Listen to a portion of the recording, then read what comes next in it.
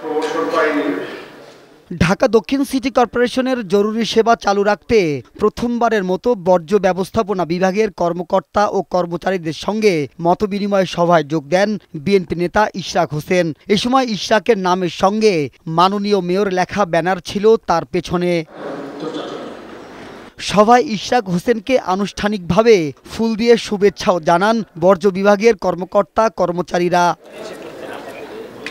তবে শপথ না নিয়ে এভাবে বৈঠকে অংশ নিতে পারেন কিনা এমন প্রশ্নের জবাবে ইশরাক হোসেন বলেন, আদালতের রায়ে বৈধ মেয়র হিসেবে সিটি কর্পোরেশনের কর্মকর্তা কর্মচারীদের আমন্ত্রণে বৈঠকে অংশ নিয়েছেন তিনি। যে কোনো অনুষ্ঠানে আমাকে আমন্ত্রণ জানালে তারা আমাকে মেয়র হিসেবে তারা ব্যানারে লিখতে পারে। এটা আমার দাবি না, এটা জনগণের দাবি।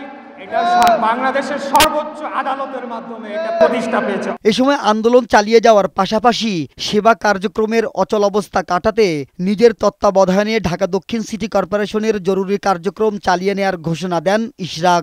জন্ম নিবন্ধন, মৃত্যু সার্টিফিকেট, ওয়ারিশ সার্টিফিকেট, নাগরিক সার্টিফিকেট, এই আবেদনগুলো ওয়ার্ড কার্যালয়ে ওয়ার্ড সচিবদের মাধ্যমে জমা নেওয়া হবে, যাতে করে আমাদের এই আন্দোলন চলাকালীন অবস্থায় নগরবাসীর যে দুর্ভোগ বা তাদের যে অসুবিধা সেটিকে যাতে আমরা কমিয়ে আনতে পারি। আদালতের রায় বাস্তবায়ন করে দ্রুত মেয়র হিসাবে শপথ পড়ানোর দাবিও জানান ইশরাক হোসেন।